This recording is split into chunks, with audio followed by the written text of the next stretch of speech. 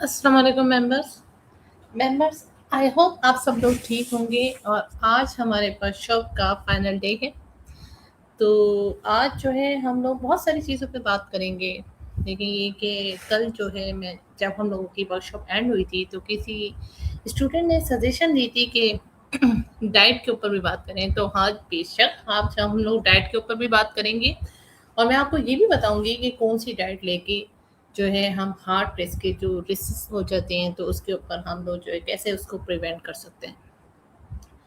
तो इसके साथ-साथ सबसे पहले मैं आज आपको मेंबर जो कल हमने जो है वो वर्कशॉप के अंदर जो हार्ट के बारे में मैंने आपको बताया था उसकी एनाटॉमी के बारे में, तो आज थोड़ा-सा मैं और एलैबोरेट करूँगी और मैं आज कल मुझे जो है किसी ने एक सवाल नहीं पूछा लेकिन मैंने सोचा कि आज आपको खुद ही मैं बताऊँ कि कौन-कौन से टेस्ट हैं जो हम लोग जो है वो हार्ट के लिए जो करते हैं, जिसके ज़रिए हमें पता चलता है कि ये वाली डिज़ीज़ हो गई है। फॉर एग्ज़ाम्पल मैंने आपको बताया था कि एट्रियल फाइब्रिलेशन का बताया था, फ्लटर का बताया था, तो पीएसवीटी का बताया था, वेंट्रिकुलर टैकीकार्डिया का बताया था। तो उसके लिए हम लोग कौन-कौन से टेस्ट करते हैं, तो उसके ऊपर भी आज मैं आपको थोड़ा-सा बताऊँगी।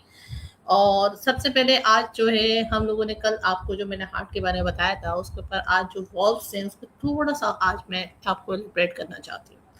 ठीक है, आज हम अपना आगाज़ करते हैं फाइनल डे अपनी वर्कशॉप का।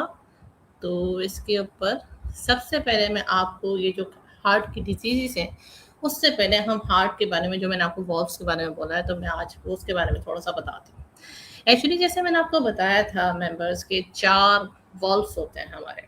अच्छा वो वॉल्व्स पता है ब्लड फ्लो के लिए क्यों होते हैं?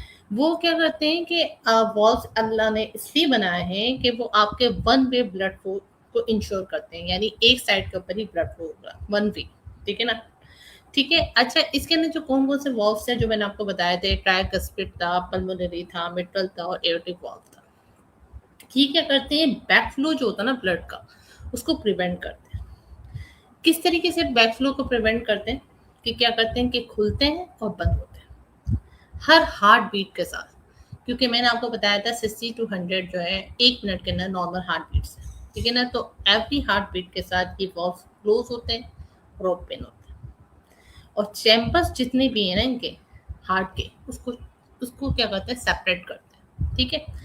अच्छा इसके अंदर जो सबसे पहले मैंने ट्राइकस्पिड वॉल्व का बताया था, तो ट्राइकस्पिड वॉल्व पता है क्या करेगा? वो क्या करेगा जो राइट एट्रियम है ना और राइट वेंट्रिकल, उस दोनों को सेपरेट रखेगा, ठीक है?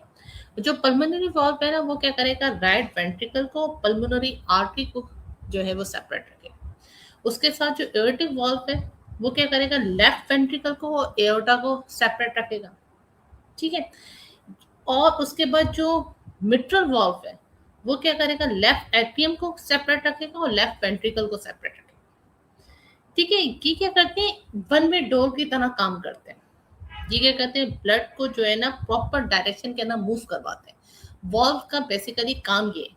अब आप ये देखें, अगर फॉर एग्जांपल ये जो मैंने आपको बात बताई है कि सारी चीज़ों को सेपरेट कर रहे हैं, ओपन कर रहे हैं, क्लोज कर रहे हैं और प्रिवेंट कर रहे हैं बैक फ्लो को, यानी कि ये दरवाजे की तरह काम करते हैं ताकि ब्लड जो है ना प्रॉपर डायरेक्शन के अंदर मूव कर सके, ठीक है?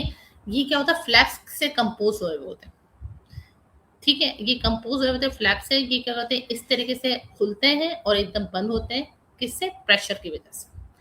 अब इसके अंदर फॉर एग्जांपल अगर वॉल्व के अंदर मसला आ गया, ये एक कॉमन सेंस वाली बात है ना कि अगर वॉल्व ऐसा काम कर रहे हैं, तो अगर वॉल्व में अगर प्रॉब्लम आई है, ठीक है? अब वॉल्व जो है वो ब्लॉक हो गया है, हाफ पार्शियली ब्लॉक्ड हुआ है या फुल ब्लॉक्ड हुआ है, तो आप बताएं कि जब वॉल्व्स जो है वो आपके ब्लड फ्लो को प्रॉपर डायरेक्शन के अंदर मूव करवाते हैं, तो इसका मतलब ये कि उसमें मसला आएगा, प्रॉब्लम आएगा। और उसके बाद वो क्या करेंगे क्योंकि वही डोर की तरह काम कर रहे होते हैं, तो अब क्या होगा कि जब उसके ऊपर ये प्रॉपर डायरेक्शन में मूव करा रहे थे तो उसमें इम्बैलेंस आएगा। अब ब्लड जो है जो बैक फ्लो नहीं कर रहा था इसकी वजह से, तो वो ब्लड जो है उसके अंदर भी बैक फ्लो भी होगा, यानी दोबारा बैक फ्लो होगा उसका ब्लड का। तो उसकी वजह से कितनी सारी चीज़ों के अंदर प्रॉब्लम आना शुरू हो जाएगी और हार्ट के ऊपर कितना प्रेशर पड़ेगा। जब वो ब्लड फ्लो उसके पास वापस जाएगा यानी बैक फ्लो दोबारा होगा, तो हार्ट जो है वो डैमेज होना शुरू होगा। तो उसी की वजह से जो है वो सारी बीमारियाँ क्रिएट होती हैं। ये थी एक्चुअली मैं वाल्व से बताने की मेरी आपको बात, ठीक है? अब इसके ऊपर मैंने आपसे एक और बात की थी। मैं ना पता है आपको जो मैंने कल बातें बताई थी ना, मैं आप उसको उसको छोटी-छोटी चीज़ों को और एलिब्रेट करना इसलिए चाह रही हूँ, ताकि आपको पूरा कॉन्सेप्ट क्लियर हो जाए।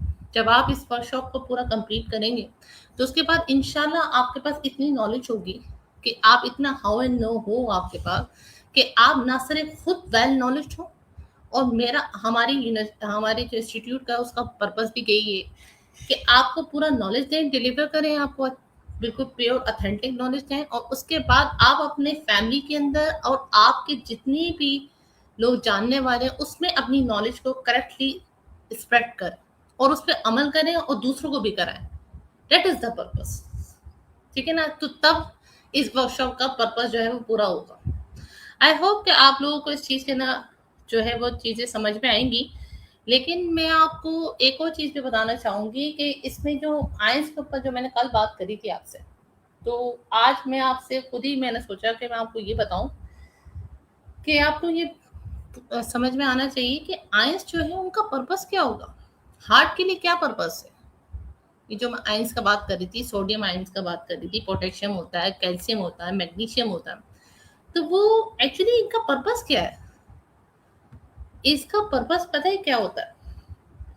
ये क्या करते हैं कि ये आयंस जो होते हैं ना, कि आपके जो हार्ट होता है ना, उसके अंदर जो मैंने आपको बताया था ना इलेक्ट्रिकल इम्पल्स, क्योंकि ये हमारे कार्डियोवैस्कुलर सिस्टम में जो हार्ट होता है ना, वो क्या करता है, वो इलेक्ट्रिकल इम्पल्स को जनरेट करता है। ठीक है ना? अच्छा, ये आयंस क्या करते हैं? हमारे जो बॉडी में जो आयंस होते हैं, ये कैल्शियम होता है, सोडियम होता है, मैग्नीशियम होता है, पोटेशियम होता है, कि क्या करते हैं, ये हमारे इलेक्ट्रिकल इम्पल्स जो होते हैं ना, जो हार्ट से निकलते हैं, उसको जनरेट करने में हेल्प देते हैं। यानी अगर आयंस की डेफिशिएंसी आएगी तो डेफिनेटली बात है कि इलेक्ट्रिकल इम्पल्स जो जनरेट कर रहा है हार्ट, उसमें भी इम्प्रॉपर फंक्शन होगा। तो यानी हर चीज का एक दूसरे के साथ ताल्लुक है। तो इसी के ऊपर अगर जो हम लोग डाइट के ऊपर बात कर रहे थे, यानी फॉर एग्जाम्पल मैंने आपसे कहा था कि हाइपरटेंशन के पेशेंट्स होते हैं, तो उसमें क्या होता है कि हार्ट मसल जो होता है ना वो रिजिड हो जाता है, स्टिफ हो जाता है।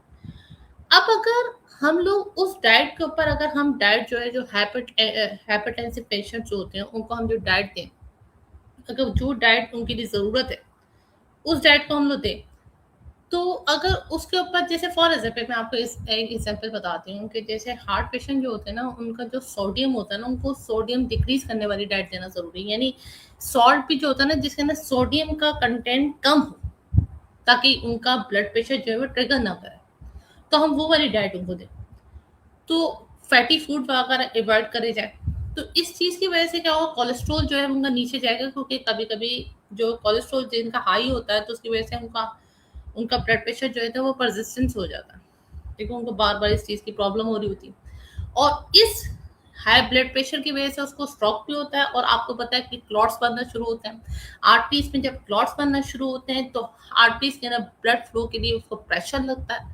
जब उसको प्रेशर लगता है तो आपको पता है कि हार्ट पे इफेक्ट आता है, जिसकी वजह से हमने कोरोनरी आर्टरी डिजीज की जो प्रॉब्लम है, जो मैं आज आपको बताऊंगी इसके ऊपर और डिटेल में, तो वाली प्रॉब्लम स्टार्ट होना शुरू हो जाती है। अब क्या होता है, बार बार प्रेशर हो रहा है ब्लड फ्लो के लिए, क्योंकि आर्टरीज जो है ऑब्वियसली बात है ब्लॉक्ड हो गई। तो जब वो कोलेस्ट्रॉल की वजह से वो क्या होगा कि वो नैरो होना शुरू हो जाएंगी ना आर्टरीज, क्योंकि आपको पता है वो कोलेस्ट्रॉल जमना शुरू हो गया आर्टरीज में। तो जब जमना शुरू हो गया तो वो पतली होती जाएंगी, उनका रास्ता तंग हो जाएगा, नैरो हो गया। अब जब रास्ता तंग हो गया तो उनको दिक्कत हो रही है, वो दुश्वारी हो रही है, तो इसकी वजह से हार्ट के ऊपर वो प्रेशर पड़ना शुरू हो जाएगा। तो जब ये चीज के ऊपर अगर केयर नहीं करी जाएगी तो अटैक हो जाएगा। तो यानी अगर इसका मतलब तो यही हुआ कि अगर हम इस चीज के ऊपर, अगर डाइट के ऊपर अगर कंट्रोल करेंगे तो हम इन चीजों से बच सकते, ये कॉम्प्लिकेशंस जो आते हैं उसके ऊपर हम बच सकते हैं। यानी हेल्दी हार्ट के लिए हमें सबसे पहले डाइट के ऊपर एक तो फॉलो करना पड़ता है, उसके साथ साथ एक्सरसाइज को, और हमें हर चीज को मॉनिटर करना जरूरी है। उसके साथ साथ अगर आपकी नॉलेज हो, वेल नॉलेज हो आप, तो आप इन सारी चीजों के ऊपर ओवरकम कर सकते हैं। ठीक है? तो हम बात कर रहे थे अब आयंस के ऊपर। अब आयंस के ऊपर मैं बात ये कर रही थी कि ये इलेक्ट्रिकल इम्पल्स को जनरेट करने में मदद करते हैं। दूसरा क्या करते हैं कि जो हार्ट का जो मसल होता है ना, वो कॉन्ट्रैक्शन करता है, एक स्टेडी, एक एक बिल्कुल एक, ये कहते हैं ना कि एक एक रिदम के अंदर जा रहा होता है चीज। ठीक है? अब वो क्या होता है कि वो कॉन्ट्रैक्शन जो कर रहा होता है वो एक स्टेडी, एक एक तेज रफ्तार के अंदर, वो रिदम के अंदर चल रहा होता है। अब अगर आइंस में मसला आएगा तो इसकी रिदम के अंदर भी इम्बैलेंस आना शुरू होगा। जब रिदम में इम्बैलेंस आना शुरू होगा तो अरिथमिया होता है। ठीक है? तो अब उसके बाद क्या होगा कि ये अपने जितनी जो हमारी सेल मेम्ब्रेन होती है उसके अंदर ये फ्लो करते हैं, और फिर क्या करते हैं कि हमारे जो सेल मेम्ब्रेन के अंदर ये सारे आयंस जो फ्लो करते हैं, क्योंकि ये क्या करते हैं आपके इलेक्ट्रिकल इंपल्स को जनरेट करते हैं, आपकी मसल कंट्रक्शन जो हार्ट की होती है उसको ट्रिगर करते हैं एक रिदम के अंदर। और फिर क्या होता है कि ये जो सारे आयंस होते हैं ये सेल मेम्ब्रेन के ऊपर फ्लो कर रहे होते हैं और क्या करते हैं, फिर इलेक्ट्रिकल सिग्नल जो है ना वो क्रिएट कर देते हैं, जिसको हम लोग एक्शन पोटेंशियल कहते हैं। ठीक है, अब वो क्या करेगा कि जो जो फ्लो कर रहे हैं सेल मेम्ब्रेन में और उसके बाद इलेक्ट्रिकल सिग्नल क्रिएट कर रहे हैं, उसके बाद क्या होगा कि हार्ट का जो मसल है ना वो क्या करेगा, वो कांटेक्ट होना शुरू होगा, वो कांटेक्ट भी होगा, वो रिलैक्स भी होगा, एक रफ्तार के अंदर, एक मैनर के ऊपर, जो उसका एक जो जिसके ऊपर अल्लाह ताला ने उसको डिजाइन किया। ये है हमारा आइंस का काम, ये करते हैं वो। यानी अगर आइंस ना सिर्फ आपके इलेक्ट्रिकल इंपल्स को जनरेट करते हैं, आपकी मसल की कॉन्ट्रैक्शन और रिलैक्सेशन और उसकी रिदम के ऊपर भी काम कर रहे होते हैं। ठीक है, अब उसके ऊपर जो मैंने बताया कि क्या करते हैं, जब सेल मेम्ब्रेन में फ्लो करते हैं तो क्या करते हैं कि इलेक्ट्रिकल सिग्नल को क्रिएट करते हैं, जिसको मैंने बताया कि वो एक्शन पोटेंशियल होता है। अब इसके अंदर जो सोडियम और पोटेशियम होता है वो क्या करते हैं, वो मूव करते हैं सेल मेम्ब्रेन पे, फिर क्या करते हैं वो इलेक्ट्रिकल इंपल्स को जनरेट करते हैं, जो कि किस लिए जरूरी होता है, रिदम के लिए भी जरूरी होता है। और जो हार्ट बीट जो स्टार्ट होती है ना, इनिशिएट होती है, जो रफ्तार में चल रही होती है, वो ये काम करते हैं। क्या करते हैं, सोडियम और पोटेशियम जो एक्शन पोटेंशियल को जनरेट करते हैं। फिर क्या होता है कि जो कैल्शियम आयन जो मैंने बताए थे, वो क्या होता है कि वो ब्रिज के ऊपर तरीके से काम करते हैं। यानी जैसे आपको इलेक्ट्रिकल सिग्नल जो इलेक्ट्रिकल इंपल्स जो है ना, यानी वो जो जनरेट हुआ उसके ऊपर ये ब्रिज की तरह काम कर रहे होते हैं कैल्शियम। वो क्या करते हैं, वो मसल जो होता है ना उसको कॉन्ट्रैक्ट करते हैं।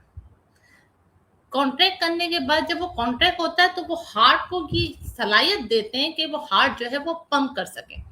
पहले जो दो आइंस थे उन्होंने सिग्नल को जनरेट करा और हार्ट बीट को स्टार्ट करा। तीसरा वाला जो आयन है कैल्शियम, उसने क्या करा, ब्रिज की तरीके से काम करा। जैसे सिग्नल जनरेट हुआ उसने क्या करा, हार्ट को कॉन्ट्रैक्ट करा, मसल्स को। जब मसल कॉन्ट्रैक्ट हुए तो हार्ट जो है वो पंप होना शुरू हुआ। यानी पंपिंग के लिए और रिदम बीट्स के लिए ये आयंस का ताल्लुक बहुत इंपॉर्टेंट है।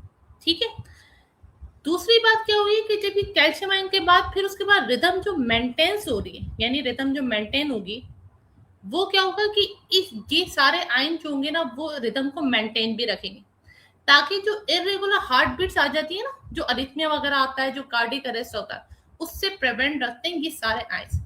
आयंस की इम्बैलेंस, इसका मतलब ये कि आपकी हार्ट की जो रिदम होगी उसके अंदर इम्बैलेंस आएगा। हार्ट की रिदम में इम्बैलेंस आएगा तो दैट्स मीन आपको अरिथमिया होगा। अरिथमिया इटसेल्फ डिजीज नहीं है, लेकिन आपको इंडिकेट करिए there is something wrong in your heart. ये था मेरा बताने का पूरा पर्पस। ठीक है, अब ये सोडियम पोटेशियम का जो पंप है ना, ये क्या कहते हैं, ये इलेक्ट्रिकल चार्ज जो होते हैं ना जो सेल्स के, उनको रेस्ट के अंदर भी रखता है, उस चीज को भी मेंटेन रखता है। सही है, अगर फॉर एग्जाम्पल किसी अगर कैल्शियम आयन जो है वो हाई हो गया बॉडी के, या पोटेशियम लो हो गया, जब ये चीज लो होगी या एक चीज हाई होगी तो क्या होगा कि आपको अरिथमिया जो होगा ना वो सीवियर हो जाएगा। इसका मतलब क्या होगा कि आपको ये पता चल जाएगा कि आपकी हार्ट की जो हेल्थ है ना वो आपकी इम्बैलेंस होगी। ठीक है, तो ये मेरा बताने का आपको पर्पस ये था कि ये चीज जो है ना वो ये काम करते हैं। अब उसके ऊपर जो मैंने आपसे एक बात एक और की थी कि मैंने कहा था कि वो कार्डियक जो ये जो एक्शन पोटेंशियल का, ये मैंने आपको सारी बात बताई। अब इसके अंदर जो होता है ना, एक जो 4 फेस होते हैं। एक तो ये होता है रेस्टिंग मेम्ब्रेन पोटेंशियल का। ठीक है, अब ये रेस्टिंग मेम्ब्रेन पोटेंशियल जो होता है ना, ये क्या करता है, रेस्टिंग स्टेट किसको कहते हैं, जो डायस्टोल प्रेशर होता है ना, जो ब्लड प्रेशर के लिए हम लोग कहते हैं डायस्टोलिक प्रेशर, सिस्टोलिक प्रेशर। तो जो डायस्टोलिक होता है ना वो रेस्टिंग स्टेट कहलाता है। तो पहला वाला जो आपका जो पोटेंशियल होता है ना, जो फेस होता है, वो रेस्टिंग मेम्ब्रेन पोटेंशियल होता है। ठीक है, वो क्या करता है, आपके जो मेम्ब्रेन, जब जो पोटेशियम आयन जो होते हैं ना उनके लिए हाईली परमिएबल होती है। यानी ये जो मेम्ब्रेन होती है ना उसके अंदर पोटेशियम आयन जो है ना वो आराम से जा रहा होता है। ठीक है, अच्छा वो सेल जो अंदर जो होते हैं ना उनके लिए वो नेगेटिव होती है, और बाहर वालों के लिए वो होती है परमेबल, यानी वो आराम से अंदर आ रहे होते हैं। कि सोडियम पोटेशियम जो पन होता है ना, ये क्या करता है कि मेंटेन करता है, कि मेंटेन करता है। तो ये तीन जो आयंस होता है ना, उनको किसी को सोडियम के आयन को जो होता है ना वो बाहर निकाल रहा होता है, और जो पोटेशियम के जो आयन होते हैं उसको अंदर लेकर आ रहा होता है, कि ये वाला काम कर रहा होता है। ये जो सोडियम और पोटेशियम के अंदर पंप के अंदर ये जो काम कर रहा होता है ना, वो ऐसा काम कर रहा होता है, क्योंकि सोडियम को बाहर निकाल रहा होता है और क्या करता है, पोटेशियम को अंदर ला रहा होता है। तो पोटेशियम के जो आयन है ना, वो उनको परमिएबल है, बाहर वाले जो है ना वो आराम से आ रहे हैं, और अंदर वालों को जो है ना वो क्या कर रहा है, वो प्रिवेंट कर रहा है, क्योंकि अंदर के लिए वो नेगेटिव है। दूसरा फेज भी होता है। दूसरा फेज क्या करता है, वो फेज जीरो कहलाता है। ठीक है ना। अब उसके अंदर क्या होता है कि उसके अंदर डीपोलराइजेशन हो रही होती है। क्या होता है कि वोल्टेज जो होता है ना, जो स्ट्रोक होता है, वो क्या होता है उसके अंदर पॉजिटिव चेंज आता है, और उसकी वजह से क्या होता है, आपकी कॉन्ट्रैक्शन जो होती है ना वो इनिशिएट होती है, यानी जो हार्ट कॉन्ट्रैक्ट करता है ना, वो आपके फेज जीरो की वजह से करता है। उसके अंदर क्या होता है कि जो सोडियम के जो चैनल है ना, वो ओपन हो जाते हैं। ठीक है। और फिर वो क्या करते हैं कि वो सेल के अंदर जाते हैं। फिर उसके बाद वो वहां से वो सेल के अंदर जा रहे होते हैं, और उसके अंदर वो पोटेंशियम मिल रहा होता है, उनको करंट दिया जा रहा होता है, क्योंकि 90 मिली वोल्ट का करंट होता है उसके बाद होता है। ठीक है ना। तो ये काम वो कर रहे होते हैं। दूसरा फेज ये होता है, यानी वो कॉन्ट्रैक्शन को हेल्प कर रहे होते हैं। अब तीसरा फेज आता है, उसके अंदर क्या होता है कि रिपोलराइजेशन हो रही होती है। उसके अंदर जो सोडियम चैनल होते हैं ना, वो एकदम क्या होता है, वो तेजी से, जब ये तीसरा फेज स्टार्ट होता है, उसके अंदर क्या होता है, वो फौरन जो है ना वो बंद हो जाता है। और पोटेशियम चैनल जो होता है ना, वो वाला जो चैनल होता है ना वो खुल जाता है, सोडियम चैनल बंद हो जाता है। वो पता है क्यों करता है ये तीसरा फेज, कि सोडियम चैनल जो है वो बंद हो गया, पोटेशियम चैनल खुल गया। तो ताकि वो ये चाह रहा होता है कि जो पोटेशियम आयन है ना, वो अब सेल को छोड़ दें, यानी अब वो वहां से निकले।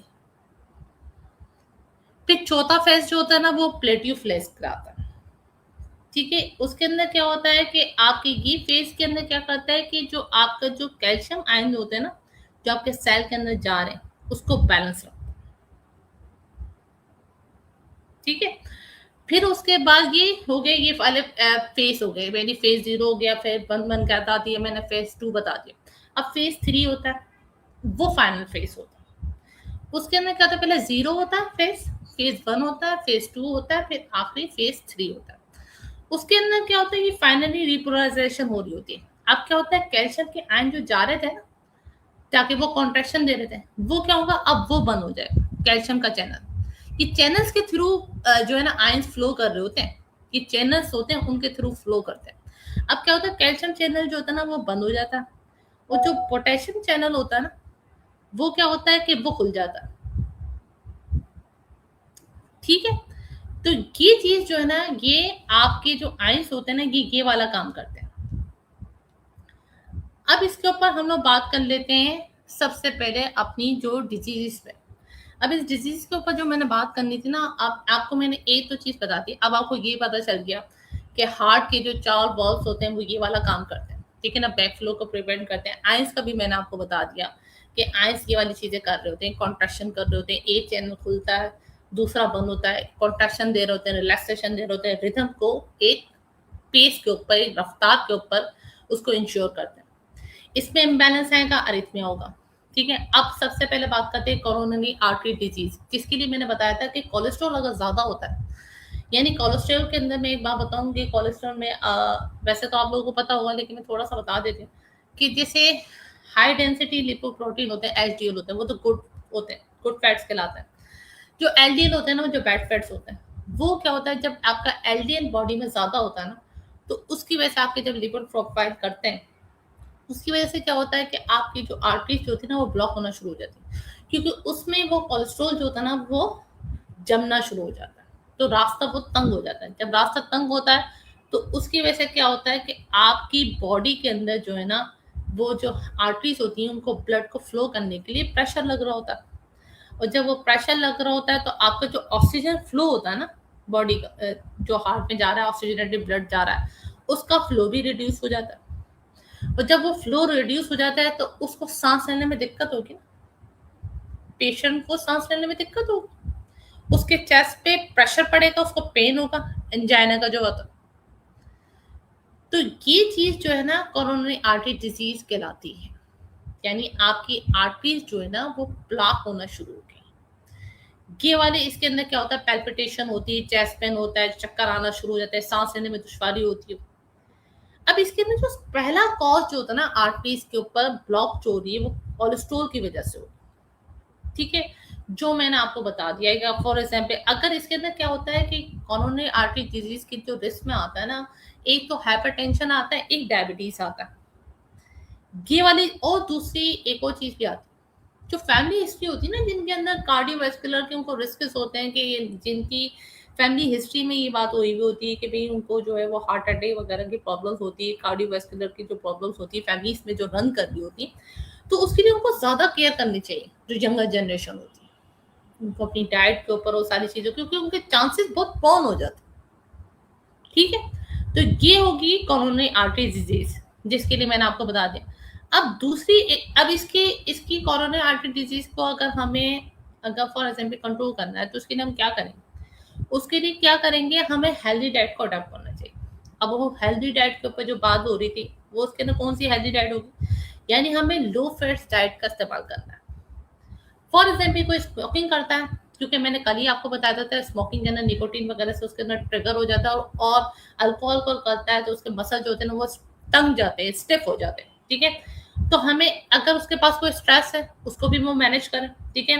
एक्सरसाइज जो है ना मॉडरेटली तौर पे एक्सरसाइज करें, अच्छा लो सोडियम की डाइट खाए, फैटी फूड्स को अवॉइड करें, जंक फूड्स को अवॉइड करें, शुगरी आइटम को अवॉइड करें, तो उसका हार्ट जो होगा ना वो जो है उसके अंदर जो उसको कोलेस्ट्रॉल की प्रॉब्लम हो रही है वो उसका लोवर होना शुरू हो जाएगा। जब कोलेस्ट्रॉल उसका लोवर होना शुरू करेगा, नो डाउट उसको हमें कोलेस्ट्रॉल के लिए हमें उसको डाइट तो देनी पड़ेगी, स्टेटस देने पड़ेंगे, ऑब्वियसली बात है, और ब्लड प्रेशर को लोअर करने के लिए भी ड्रग्स देनी पड़ेंगी, लेकिन उसके साथ जो डाइट होगी ना वो उसको जल्दी उस चीज़ को इफेक्टिवली जो है ना वो उसके ऊपर लोअर पे लेकर जाएगी, ठीक है। तो ये चीज़ें हमने करने के बाद हम कोरोनरी आर्टरी डिजीज को अर्ली में कंट्रोल कर सकते हैं। जब अर्ली में कंट्रोल हो जाएगा तो उसके जो फर्दर कॉम्प्लिकेशन है जो मैंने आपसे डिस्कस करें वो चीज़ उसको नहीं होगी, ठीक है। अब दूसरी आती है पेरिकार्डिटाइटिस, जो यहाँ पर मैंने दिखाई है, ठीक है। अब इसके अंदर क्या होता है, इसके अंदर जो एक सैक होता है जो हार्ट के पूरे इर्द गिर्द में होता है उसको हम कहते हैं पेरिकार्डियम, ठीक है। अब क्या होता है उसमें इंफ्लेमेशन होना शुरू हो जाती है। पेरिकार्डिटाइटिस जो है उसको हम लोग क्या कहते हैं कि उसके अंदर क्या होता है, इंफ्लेमेशन होना शुरू हो जाती है। तो जब इंफ्लेमेशन होती है ना तो फिर क्या होता है कि हार्ट में एक ऐसा शार्प पेन महसूस होता है, इतना तेज कि ऐसा लगता है कि जैसे चेस्ट के ऊपर कोई छुरी घोंप रहा है, स्टैबिंग कर रहा है, ठीक है। तो अगर उसको सांस जो है ना उसको बहुत गहरे गहरे उसको लेने पड़ रहे होते, तो जैसे जब वो खड़ा होता है ना तो सांस को बहुत मुश्किल से दिक्कत से लेने पड़ते हैं, और जब वो जो बैठता है तो थोड़ा बेहतर हो जाता है, ठीक है। तो पेरिकार्डिटाइटिस के अंदर जो सैक होता है ना उसके अंदर इंफ्लेमेशन आ जाती है। अच्छा इसके अंदर क्या होता है, ये किसकी वजह से होता है, मोस्ट कॉमनली क्या होता है कि जो वायरल इन्फेक्शन होते हैं उसकी वजह से ही हो जाता है। अच्छा दूसरी एक और कॉजेस हैं कि अगर आपको हार्ट अटैक हो गया है, या फॉर एग्जाम्पल आपको जो हम लोग कहते हैं जो एथराइटिस होता है, ल्यूपस की जो डिजीज होती है जिसके अंदर बटरफ्लाई रैश वगैरह बनते हैं, अच्छा जिनको बैक्टीरियल या फंगल इन्फेक्शन होता है, जिसको खुदा न खासा कैंसर हुआ होता है, तो उनकी वजह से कोई मेडिकेशन, सर्टेन मेडिकेशन का इस्तेमाल करने लॉन्गर टर्म के लिए, उसकी वजह से सैक के अंदर इंफ्लेमेशन आ जाती है, तो इसकी वजह से पेरिकार्डिटाइटिस हो जाता है, ठीक है ना। ये क्या होता है, 4 से 6 हफ्ते के लिए जो इतना वो इसके अंदर ये रहता है, यानी इतना एक्यूट हो सकता है, ठीक है। अच्छा किसी को क्या होता है कि कभी कभी जो 4 से 6 हफ्ते के लिए रहता है उनको तो एक्यूट होता है, उसके बाद वो चीज स्टार्ट हो जाती है। किसी को क्या होता है कि 4 से 6 हफ्ते से लेकर वो महीनों में पहुंच जाता है, यानी 3 महीने तक पहुंच गया, उसको क्या कहते हैं हम लोग, उस ड्यूरेशन को जब अगर फॉर एग्जाम्पल जिसकी इन्फॉर्मेशन महीनों पे पहुंच गई है, हफ्तों से लेकर महीनों पे पहुंच गई, उनको हम कहते हैं इनकैसेंट ड्यूरेशन हो गई है अब उसकी, ठीक है। अब किसी का क्या होता है कि 3 महीने से भी ज्यादा हो गए, तो यानी अब वो हो गया क्रॉनिक पे पहुंच गया, यानी वो ड्यूरेशन हम लोगों ने कहा कि ये इन्फॉर्मेशन उसकी जो है वो क्रॉनिक है, लॉन्गर टर्म के लिए होगी। और किसी की क्या होता है कि सिम्टम्स बिल्कुल सेट हो जाते हैं, उसके बाद वो चीज जो है ना कुछ वक्फे के बाद दोबारा आ जाती है, उसको हम कहते हैं रिकरेंस होगी ना उसके अंदर। ठीक है, ये 4 किस्म की ड्यूरेशन होती है पेरिकार्डिटिस। इसके अंदर क्या होता है कि एक तो वो होती है जो कि हफ्तों में होती है, जो मैंने 4 से 6 हफ्तों का वो एक्यूट होती है। एक होती है जो हफ्तों से महीनों में आगे 3 महीने तो वो इनकेसेंट कहलाते हैं। एक होगी 3 महीने से भी ज्यादा पे वो क्रॉनिक होगी, और जिनके सिम्टम्स सही हो गए वो दोबारा आ गए, उसको हम कहेंगे रिकरेंट। अब इसके अंदर क्या होता है कि ज्यादातर जो मेल जो होते हैं ना, जो 16 से लेकर 16 से लेकर 55 की जो एज के होते हैं ना, वो ज्यादातर इस चीज का शिकार हो जाते हैं। और जिनको फॉर एग्जाम्पल एक तो वो रिस्पेक्टर में आते हैं ये वाले जो होते हैं, और दूसरा क्या होता है कि जिनकी फैमिली हिस्ट्री के अंदर ये प्रॉब्लम हुई होती है, किसी को हार्ट अटैक खुदा न खास्ता हो गया, हार्ट की सर्जरी हुई है, कोई वायरल इलनेस वगैरह हो गई, जो कैंसर वगैरह का जो मैंने आपसे सारा कहा, उसकी वजह से भी ये चीजें हो जाती हैं। इसके अंदर हम क्या करते हैं कि एंटी इंफ्लेमेटरी ड्रग्स का इस्तेमाल करते हैं, एनसेंट्स वगैरह भी देते हैं। ठीक है, और हम क्या करते हैं कि इसको जो है ना कंबाइन कर देते हैं ड्रग्स के साथ, कॉल्चिकाइन के साथ, और फिर उसके बाद हम उसको देते हैं। अब इसके अंदर रेस्ट करना बहुत ज़रूरी होता है। ठीक है, सीवियर जो केसेस होते हैं ना इसके अंदर, उसके अंदर हम क्या करते हैं कॉर्टिकोस्टेरॉइड भी दे देते हैं। और ज़्यादातर क्या होता है, हम लोग कभी कभी कॉर्टिकोस्टेरॉइड के साथ फॉर एग्जाम्पल वो सीवियर केसेस है, मेडिकेशन से उसको भी इम्प्रूवमेंट नहीं आ रही, तो हम लोग क्या करते हैं रियली तौर पे उसकी सर्जरी भी बता देते हैं। ठीक है, लेकिन इसकी सर्जरी के अंदर क्या होता है कि कॉम्प्लिकेशंस हो सकते हैं, आपके जो है ना वो आपके फ्लूइड्स जो होते हैं ना वो बिल्डअप कर सकते हैं। ठीक है, अब एक और चीज़ है एनाजरम, जो है कि मैं आपको बताती हूँ, इसमें ही लिखा हुआ, हाँ ये जो है एनाजरम के ऊपर जो है हम लोग बात कर लेते हैं। इसके अंदर क्या होता है, ये बहुत डेंजरस चीज़ है। इसके अंदर क्या होता है कि कभी कभी सिम्टम्स नजर नहीं आते, लेकिन एक अंदर जो होता है ना, इसके अंदर जो है ना आपका जो है वो बैलून गुब्बारा सा टाइप का बन जाता है। कहाँ पर बनता है, आपके एओर्टा में बनता है, या फिर आपके हार्ट वॉल की मसल्स के ऊपर बनता है। ठीक है, और वो क्या करता है आपके टिश्यू को वीक करना शुरू कर देता है। ये बनता क्यों है? ये इसलिए बनता है क्योंकि ब्लड प्रेशर जिसका बहुत हाई रहता है ना, या वो फॉर एग्जाम्पल स्मोकिंग करता है कोई पेशेंट, या उसका जो हार्ट अटैक हुआ है, तो उस हार्ट अटैक की वजह से उसका जो डैमेज हुआ है वो इतना परसेंट हार्ट पे हो गया, क्योंकि जब किसी का हार्ट अटैक जो है, अगर किसी का मेजर हार्ट अटैक होता है तो उसके अंदर क्या होता है कि उसका 60% हार्ट डैमेज हो गया। तो ये जो हार्ट अटैक की वजह से जो डैमेज आया ना, तो उसकी वजह से क्या होता है कि वो एनाजरम हो जाता है, यानी एक हार्ट के जो मसल होते हैं ना उसके ऊपर एक बैलून गुब्बारा का बल्ज सा बन जाता है। अच्छा, क्या होता है कि ये जो चीज आपकी हुई है इसकी वजह से क्या होता है, इसकी वजह से आपको चेस्ट में पेन होना शुरू होगा, आपकी कमर में भी दर्द होना शुरू होगा, आपको सांस लेने में भी दुश्वारी होगी, और पैल्पिटेशन वगैरह भी होना शुरू हो जाएंगे, चक्कर भी आएंगे। यानी इसका मतलब क्या हुआ कि अगर किसी का high blood pressure longer time के लिए रह रहा होता है, तो और वो सीवियरली तौर पे है, सेकेंडरी हाइपरटेंसिव का पेशेंट है, तो उसकी वजह से उसका एनाजरम हो सकता है। ठीक है, अब उसके अंदर क्या करते हैं कि हमें ये पता कैसे चलेगा, इसके लिए हम क्या करते हैं सीटी स्कैन वगैरह करते हैं, ईसीजी करते हैं, और या एमआरआई वगैरह सजेस्ट करते हैं। ठीक है, और उसके बाद उसको मॉनिटर वगैरह किया जाता है। फिर कभी कभी ऐसा होता है कि उसकी जो सर्जरी वगैरह भी करी जाती है, ताकि वो चीज़ आपकी सेट हो सके।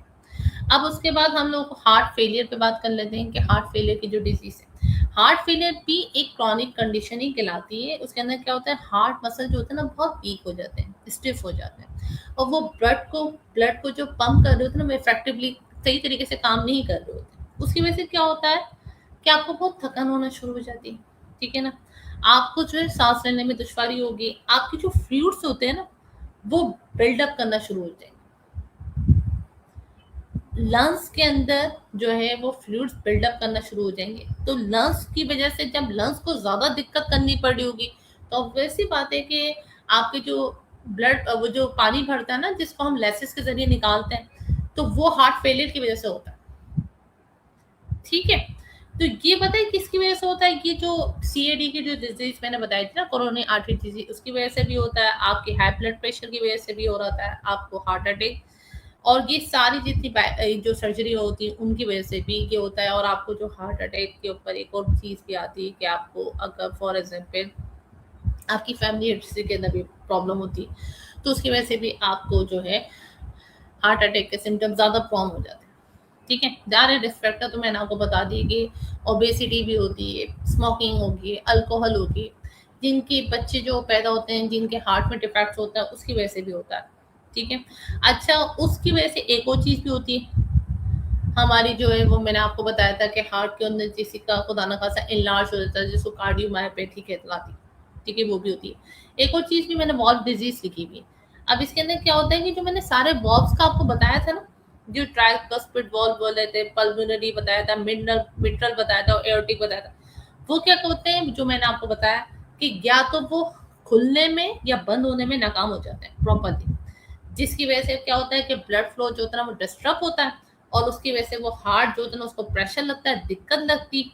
तो उसकी वजह से क्या होता है कि आपकी जो ब्लड फ्लो जो आर्टरीज में कर रहा होता है ना, उसके अंदर तंगी आना शुरू हो जाती है, वो नैरो हो जाती है, स्टेनोसिस हो जाता है। और जब वो ब्लड को प्रेशर लग रहा होता है ना फ्लो करने के लिए, तो पहले तो क्या होता है वो नैरो होकर वो तंगी से जा रहे होते हैं दिक्कत से। एक और चीज होती है कि एक तो तंगी की वजह से स्टेनोसिस हो जाता है, या फिर क्या होता है कि आपकी लीकिंग होना शुरू हो जाती है, क्योंकि प्रेशर आ रहा है ना पीछे से, तो जो लीकिंग हो गई है ना, तो उसकी वजह से कि जो हार्ट वॉल की डिजीज होती है ये वाली प्रॉब्लम होती थी, यानी कि या तो क्या होता है कि नैरो हो जाएगी चीज, या फिर लीक होना शुरू हो जाएगी। ठीक है। तो ये क्या होता है, किसी को जो फीवर होता है, इन्फेक्शन वगैरह होता है, उसकी वजह से भी ये प्रॉब्लम्स वगैरह हो जाती हैं। दूसरी हार्ट की जो कंडीशन जो सीएडी की मैंने डिजीज बताई थी, कोरोनरी आर्टरी, उसकी वजह से भी हो जाता है। इसके अंदर क्या होता है कि ये सिम्टम्स के अंदर एक और बात बताऊँ, हार्ट वॉल्व के अंदर जब वॉल्व की डिजीज होती है ना, तो उसमें हार्ट के अंदर जो है ना, जैसे सीटी की तरह साउंड नहीं होता, सूशिश का साउंड होता है, वो डॉक्टर डिटेक्ट करता है, वैसा निकल रहा होता है उसका sound। ठीक है। तो उसके अंदर पता चल जाता है उसकी वॉल्व में डिजीज में। आई थिंक ये डॉक्टर जो है वो उसको जब करता है तो उसको पता चल जाता है कि ये सूशिश साउंड उसको डिटेक्ट हो जाता है। ठीक है।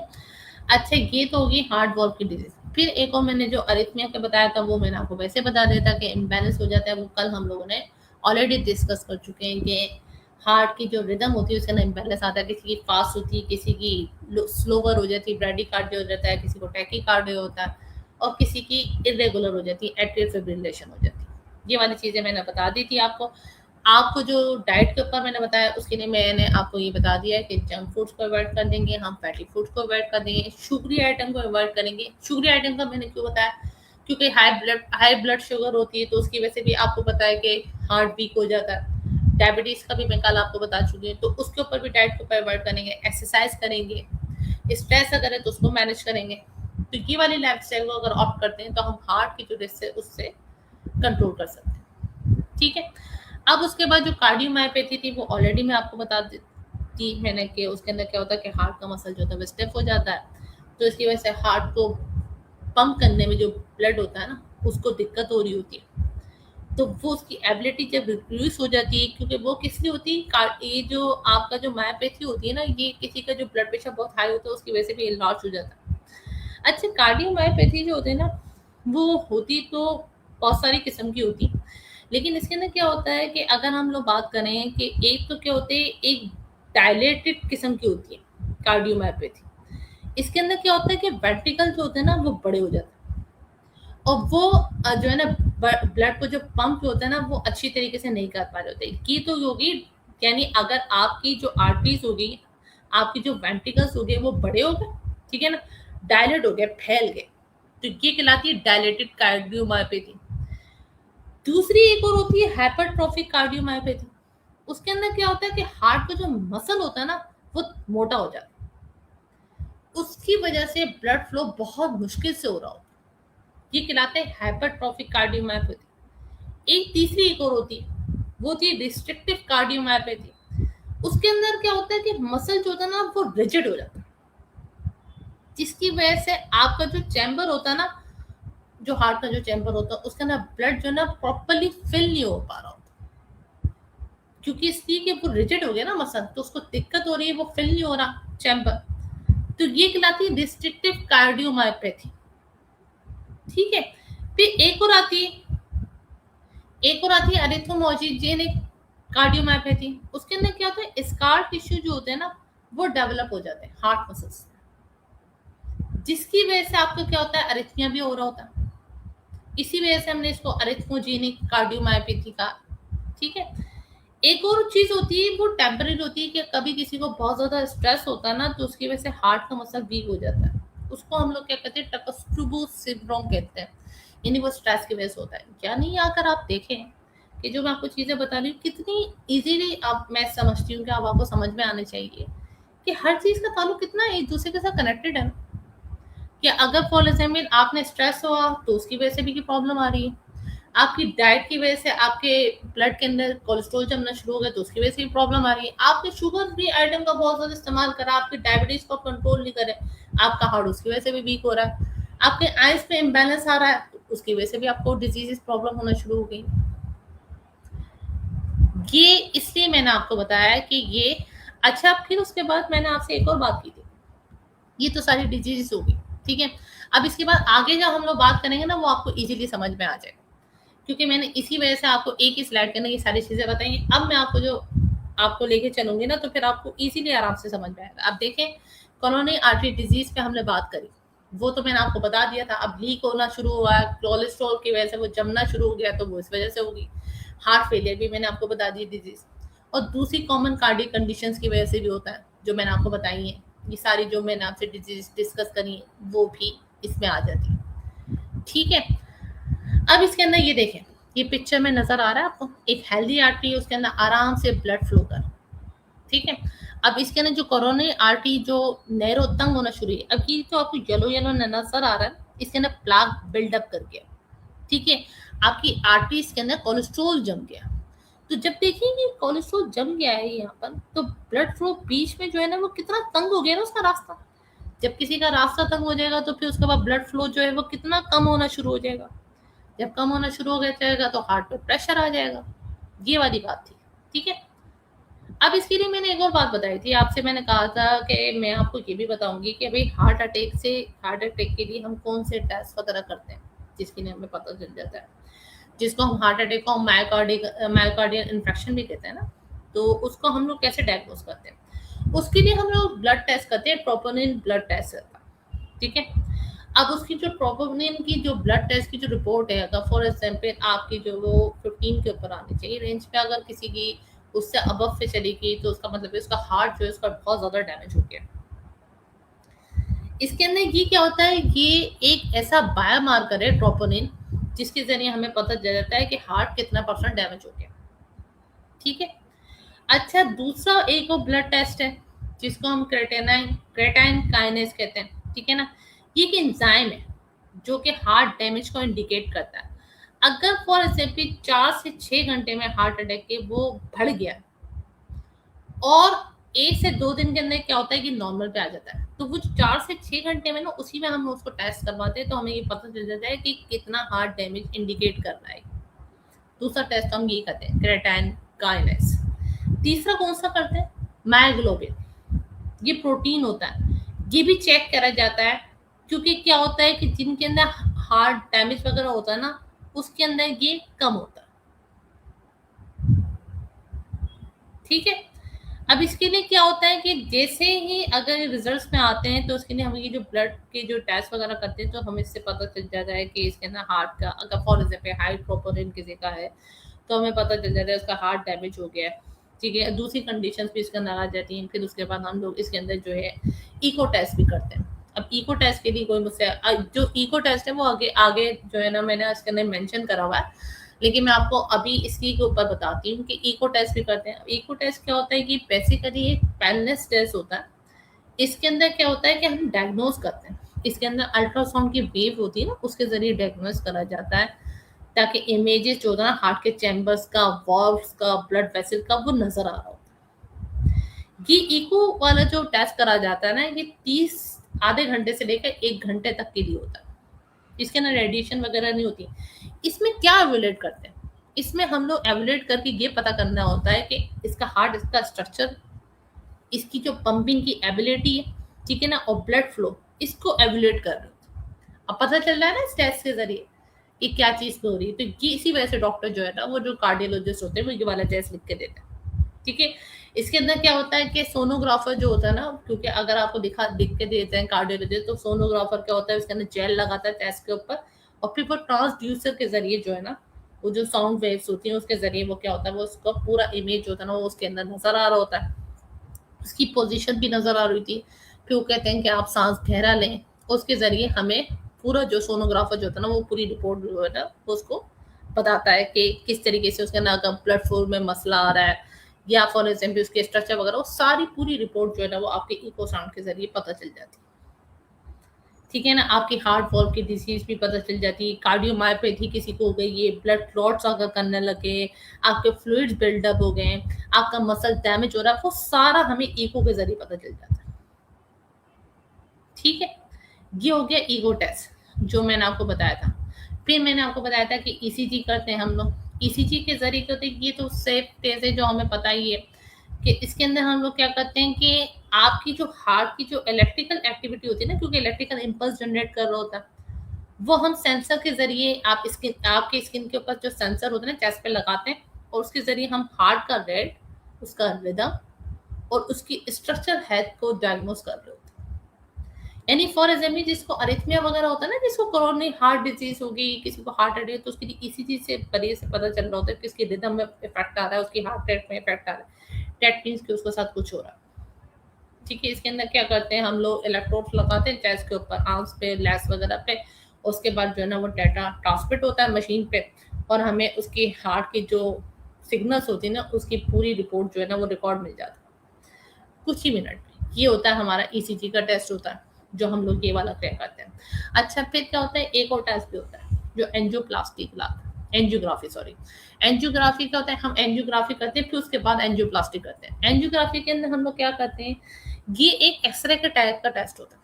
इसके अंदर क्या होता है कि आप जो है ना, जो ब्लड वेसल जो होते हैं ना, हमें उसको देखना होता है, हमें उसको चेक करना होता है कि जो आर्टरीज और वेन्स है वो, और जो हार्ट और ब्रेन है उसके अंदर वो ब्लड जो है वो इजीली जा रहा है या नहीं जा रहा है, हम उसको विजुअलाइज करके देख रहे होते हैं, यानी आर्टरीज को, वेन को।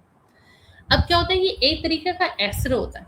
इसके अंदर हम लोग क्या करते हैं कि जो आयोडीन बेस्ड जो डाई होती है ना, वो ब्लड स्ट्रीम के अंदर पहले इंजेक्ट करते हैं। फिर क्या होता है कि हमें ये पता है क्यों देखना होता है कि आर्टरीज और वेन्स को, इसके अंदर पता चल रहा होता है जब ये सारे टेस्ट करवा दिए, उसके बाद क्या होता है कि एंजियोग्राफी करता है डॉक्टर। अब इसके जरिए हमें पता चल जाता है कि जो आर्टरीज हैं या वेन्स हैं वो ब्लॉक हो गई हैं या नैरो हो गई हैं, या उसके अंदर एनाजरम हो गया, जो मैंने आपको बताया था ना, बैलून हो गया, या फिर उसके अंदर मल फॉर्मेशन हो रही है, ठीक है ना, इम्बैलेंस आ गया ना, तो उसकी वजह से ये सारी चीजें उसके अंदर हो रही हैं या नहीं हो रही, तो वो डिटेक्ट किससे हो रहा है, वो एंजियोग्राफी से हो रहा है, ठीक है। तो ये इसके अंदर हम लोग क्या करते हैं, कैथेटर को इंजेक्ट करते हैं, डाई लगाते हैं, iodine based dye blood stream के अंदर, आपके आपके आर्म्स वगैरह में या आपके ग्रोइन एरिया वगैरह में लगाते हैं, और उसके बाद हम लोग क्या करते हैं कि फिर उसके बाद उसकी इमेजिंग जो होती है ना, पूरी डिटेक्ट कर रही होती है। बेसिकली एंजियोग्राफी क्यों करी जाती है, ये गोल्ड स्टैंडर्ड टेस्ट होता है।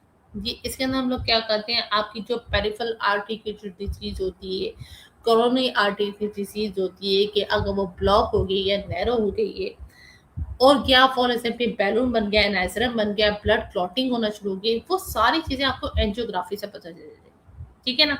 अब क्या हुआ, एंजियोग्राफी हो गई। अब एंजियोग्राफी में अगर पता चला कि आपका जो है ना वो बंदे की प्लाट है, तो फिर क्या होगा कि अब हार्ट को तो दिक्कत हो रही है जिसकी वजह से हार्ट अटैक हुआ, तो उसके अंदर फिर क्या होगा, हम एंजियोप्लास्टी करेंगे। पहले एंजियोग्राफी करी जाती, फिर उसके बाद उसको डॉक्टर जब देखता है, तो फिर उसके बाद उसको सजेस्ट करता है कि एंजियोप्लास्टी होगी। उसके अंदर क्या होता है कि हम लोग जो कैथेटर होता है ना, उसके अंदर एक छोटा सा बैलून टाइप का बना हुआ होता है। वो क्या करता है, आपकी जो आर्टरीज होती है ना, जो ब्लॉक्ड हो गई है, उसको खोलता है, ठीक है। और ताकि पता है क्यों खोला जाता है, ताकि वो जो ब्लड फ्लो जो हार्ट के अंदर जो आपको दिक्कत हो रही है, उसको वो क्या करता है, दोबारा से रिस्टोर करता है फंक्शन। जब हार्ट का जब ब्लड फ्लो जो है ना दोबारा से रिस्टोर हो जाता है हार्ट तक जाने के लिए, तो इसके लिए हमें क्या होता है कि जो ओपन हार्ट सर्जरी होती है ना वो करनी नहीं पड़ती बेसिकली। जिनको एंजियोग्राफी के बाद अगर देखते हैं कि उनकी आर्टरीज ब्लॉक्ड है, तो उनके लिए फिर डॉक्टर की एंजियोप्लास्टी सजेस्ट कर देते हैं, स्टेंट डाल देते हैं, ताकि क्या होता है कि आपको जो है ओपन हार्ट सर्जरी ना करना पड़े। डॉक्टर इससे अवॉइड करने के लिए क्या करते हैं, ये एंजियोप्लास्टी कर देते हैं। तो कार्डियोलॉजिस्ट जो होता है ना वो एंजियोप्लास्टी इस वजह से कर देता है। ठीक है ना। अभी हम बात करते हैं, अब इसके अंदर जो रिस्क फैक्टर्स थे, तो मेंबर्स मैंने आपको ये बताया था कि इसने डायबिटीज का भी कल हमने बात बताई थी, और मैंने हाई कोलेस्ट्रॉल लेवल का भी आपको बता दिया, स्मोकिंग भी, जेंडर यदि कि मेल और फीमेल जो होते हैं ना उसके अंदर ये तो ज्यादा, जिनको मेल के अंदर ये ज्यादा नजर आता है। वजह क्या होती है, पहली बात तो ये कि एक और बात ये कि जैसे ज्यादातर जो मेल के अंदर ये इसलिए ज्यादातर होता है क्योंकि उनको जैसे कोलेस्ट्रॉल लेवल जैसे का बहुत हाई होता है, स्ट्रेस लेवल मेंटेन जो होता है ना वो भी नहीं होता। तो जेंडर के अंदर ज्यादातर जो नजर आता है ना कि उसके अंदर ये पता चलता है कि जो मेल होते हैं ना वो ज्यादा प्रोन होते हैं इन डिजीज के लिए, उनकी आर्टरी से ब्लॉक हो जाती है, जंक फूड वगैरह के शौकीन होते हैं, तो इस वजह से भी ये प्रॉब्लम होती है। ठीक है। तो ये चीज जो है ना इस वजह से होती है। यानी अच्छा, एक और बात भी है कि अगर फॉर एग्जाम्पल क्या होता है कि अगर है ना जैसे जैसे एज बढ़ती है ना, तो जैसे जैसे एज से भी ताल्लुक होता है कि आपकी जो कोरोनरी आर्टरी डिजीज की जो रिस्क होता है ना वो ज्यादा बढ़ जाते हैं। ये जरूरी नहीं है कि सिर्फ और सिर्फ जो है वो 40+ के लोगों को ही जो है वो ये वाली प्रॉब्लम्स होना शुरू हो। आजकल तो यंग एज के अंदर मैंने आपको बताया था ना कार्डियोवैस्कुलर डिजीज की वजह से जो मोर्टेलिटी रेट है वो बहुत हाई हो गया है। तो वो इसकी वजह से ये है कि एज का ताल्लुक है सम सॉर्ट ऑफ, लेकिन ये कि अगर हम बात करें ना तो इसके अंदर ये सारे ग्रुप्स ही आएंगे। यानी 16 से लेकर जो 55 का जो मैंने आपसे बात डिस्कस करी ऑनवर्ड्स, तो उसके अंदर ये सारे आते हैं। ज्यादा प्रॉन जो है ना वो आजकल यंग जनरेशन ज्यादा हो गई, यंगर जनरेशन जो है वो ज्यादा प्रॉन हो गई, क्योंकि उनको जो है ना ज्यादातर आजकल लोगों ने हेल्दी लाइफ स्टाइल को छोड़ दिया है। एडिकेट स्लीप वगैरह भी का ताल्लुक ज्यादा नहीं रहा, क्योंकि रातों में लोग जानना ज्यादा पसंद करते हैं। अच्छा, ये कि जंक फूड वगैरह को ज्यादा पसंद करा जाता है, फैटी आइटम, फैटी फूड्स वगैरह को, अब जैसे अब फॉर एग्जाम्पल रमजान है, अब इसके अंदर भी लोगों का जो है ना फैटी फूड पे, शुगरी आइटम पे ज्यादा इन्हिसार होता है, तो इसकी वजह से ये चीजें आपकी डेवलप करती हैं। ठीक है। अच्छा, हेल्दी हार्ट के लिए ना सिर्फ ये है कि जिन चीज़ों को अवॉइड करना है, सोडियम की डाइट जो है ना वो सोडियम लो डाइट, लो सोडियम डाइट को वो करना है, आपको फॉलो करना है। उसके साथ साथ आपको सलाद का, आपको फ्रूट्स का इस्तेमाल बहुत ज़्यादा करना चाहिए। आपको जो ओट्स जो होते हैं ना, जिसके जो के जो दलिया वगैरह होता है उसका इस्तेमाल करा जाए। अच्छा, जो मल्टीग्रेन ब्रेड्स होती हैं उनका इस्तेमाल करें, वाइट ब्रेड को अवॉइड करें। ठीक है ना। जो रिफाइंड फ्लोर्स की जो होती है, मैदे की जो चीज़ें बनी हुई होती हैं, बेकरी आइटम्स वगैरह होते हैं, उनको अवॉइड किया जाए। तो उससे आप बहुत अच्छी तरीके से आप अपने हार्ट को हेल्दी हार्ट की तरफ लेकर जा सकते हैं। ठीक है। अब ये जो मैंने आपसे वार्निंग सिम्टम्स जो डिस्कस करे थे वो भी आपको पता चल गया है कि चेस्ट पेन होता है, वो मैंने आपको बता दिया। इसके अंदर अरिथमा भी आ जाता है, इसके अंदर कभी आपको थकान भी होने लग जाती है, आपको पैल्पिटेशन होना शुरू हो जाती है, आपको कपकपाहट होगी, आपको किसी को मतली सी आना शुरू हो जाएगी, चक्कर आना शुरू हो जाएंगे। ये सारे सिम्टम्स आ रहे होते हैं कोरोनरी आर्टरी डिजीज। ठीक है। अच्छा, फिर इसके बाद मैंने एक और बात भी करी कि इसके अंदर मैंने ईसीजी की बता दिया, आपको ब्लड टेस्ट भी बता दिए, आपको आपकी हेल्थ की असेसमेंट करिए, आपने इसके अंदर फैमिली हिस्ट्री वगैरह सब आपको पता चल गया। मैंने आपको इको भी बता दिया। और क्या होता है कि हमें सीटी स्कैन भी करना पड़ जाता है हार्ट का, तो उसके जरिए भी हमें पूरा डिटेक्ट हो जाता है। एंजियोग्राफी भी बता दी मैंने आपको। एक और चीज़ मैं खुद बताना चाह रही हूँ कि मेंबर 2 मिनट के लिए हमें ना अजान का ब्रेक देना पड़ेगा।